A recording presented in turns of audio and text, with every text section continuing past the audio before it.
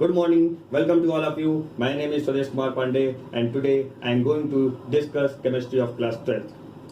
Today's topic is colligative properties from solution chapter. Before understanding these colligative properties, we will have to understand some concentration technical terms like molarity, mole, mole fraction, which you have definitely learnt in your chemistry class of class 11th. So we are just recalling it here. So this lecture is very much important for both class 11 as well as for class 12 equally. So focus here.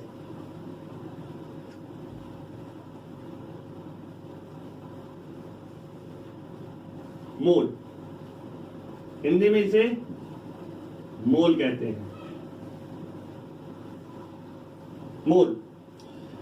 Mole is a group of 6.023 into 10 to the power 23 particles. Mole 6.023 into 10 की power 23 particles का एक समूह होता है. इतने particle जब होंगे तब इनको हम 1 मोल कहते हैं. ठीक है, आप इसको ऐसे समझे, जैसे अगर हमने कहा कि 24 केले, 24 बनाना कितने दर्जन हुए, तो आप तुरंत बता दोगे 2 दर्जन, 2 डजन. कैसे? क्योंकि आपको पता है 1 dozen is a group of 12 items. 12 चीजों के समूह को आप 1 दर्जन कहते हो. वैसे ही इतने 6.023 इंटू 10 की पावर 23 पार्टिकल्स के समूह को हम 1 मोल कहते हैं. इतनी बात समझ में आई? ठीक है. तो अब ये जो पार्टिकल्स होंगे, ये आपकी जनरल पार्टिकल बनाना के लिए हम नहीं कहेंगे 1 मोल बनाना दे दो, 1 मोल पेन दे दो, 1 मोल मार्कर दे दो, ये हम नहीं कहेंगे. ये जो पार्टिकल्स होते हैं, दीज आर टाइनी पार्टिकल्स. बहुत छोटे सूक्ष्म कण होते हैं जो कि केमिस्ट्री में यूज होते हैं, जैसे कि electron, proton, atom, nucleus, molecule, मतलब परमाणु, अणु, इलेक्ट्रॉन, प्रोटॉन. इन सब के लिए जो केमिस्ट्री के छोटे छोटे सूक्ष्म कण होते हैं, टाइनी पार्टिकल्स होते हैं, उनके लिए यूज करेंगे electron, proton, nucleus, neutron, atom, molecules, compound, elements, तत्व, यौगिक. सिर्फ इन्हीं सब के लिए हम मोल का यूज करते हैं. जनरल जो चीजें होती हैं उनके लिए हम मोल का यूज नहीं करेंगे. अब मोल को पता कैसे करते हैं? बेटा, मोल पता करने का सिर्फ और सिर्फ एक ही फॉर्मूला है. आपकी बुक में कई सारे फॉर्मूले लिखे होंगे, लेकिन हम एक फॉर्मूले से इसको सॉल्व कर लेंगे. मोल वेट अपॉन मोलर वेट.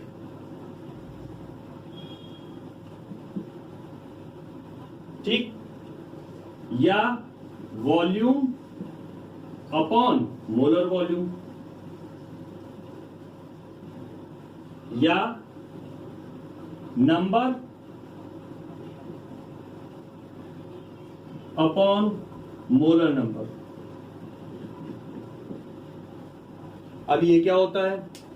अगर किसी चीज का लाइक इलेक्ट्रॉन, प्रोटॉन, किसी भी चीज का अगर आपको वेट दे दिया जाए तो मोलर वेट से उसको आप डिवाइड कर दो तो हमें क्या मिल जाएगा? Number of mole.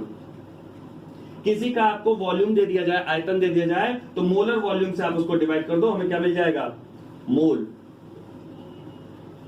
किसी का नंबर आपको दे दिया जाए, मोलर नंबर से आप डिवाइड कर दो तो हमें क्या मिल जाएगा? अगेन मोल. ठीक है. अब आप लोगों के दिमाग में आ रहा होगा ये मोलर वॉल्यूम क्या है, मोलर नंबर क्या है, मोलर वेट क्या है. तो मोलर वॉल्यूम हमेशा होता है 22.4 लीटर्स. मिलीलीटर में 22,400 मिलीलीटर हो जाएगा. अगर ऊपर एमएल में है तो नीचे भी एमएल में करोगे, अगर ऊपर लीटर में है तो नीचे भी लीटर में ही करोगे. नंबर नंबर कितनी भी संख्या आपको दे दी जाए, मोलर नंबर हमेशा ये होगा, जिसको आप एवोगैड्रो नंबर भी कहते हो, इन्हें एवोगैड्रो साहब ने दिया था। तो ये हमेशा होगा 6.023 into 10⁻23।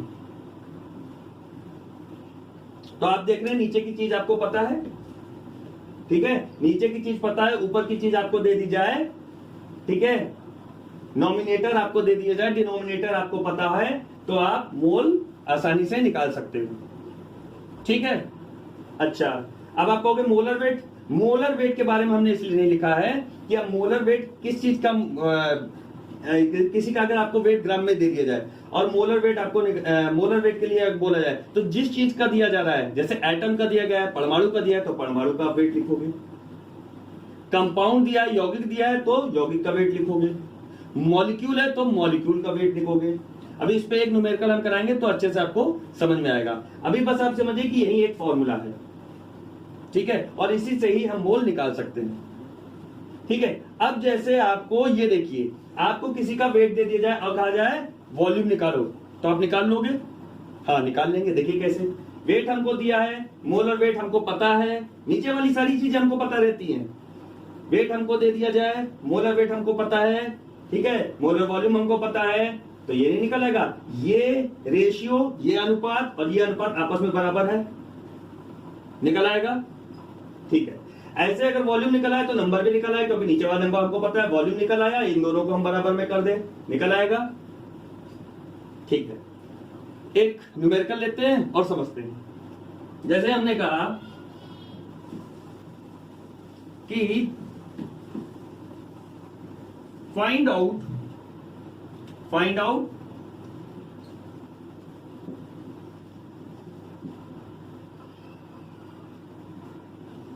a number of moles of 4.9 H2SO4 dissolved in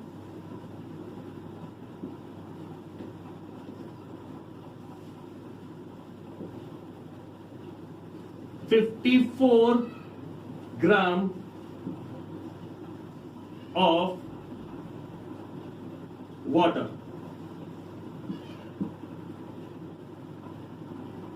एक काम कर लीजिए, 4.9 ग्राम कर लीजिए, ठीक। और एक दूसरा क्वेश्चन ले लीजिए,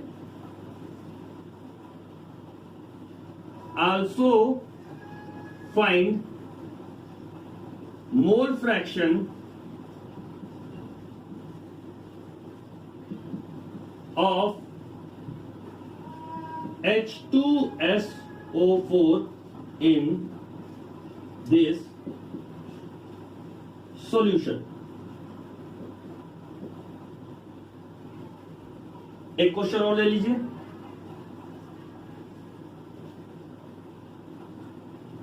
मोलैलिटी फाइंड आउट। क्वेश्चन बढ़ते जा रहे हैं, हम इंट्रोड्यूस करेंगे अभी आगे। Find out molality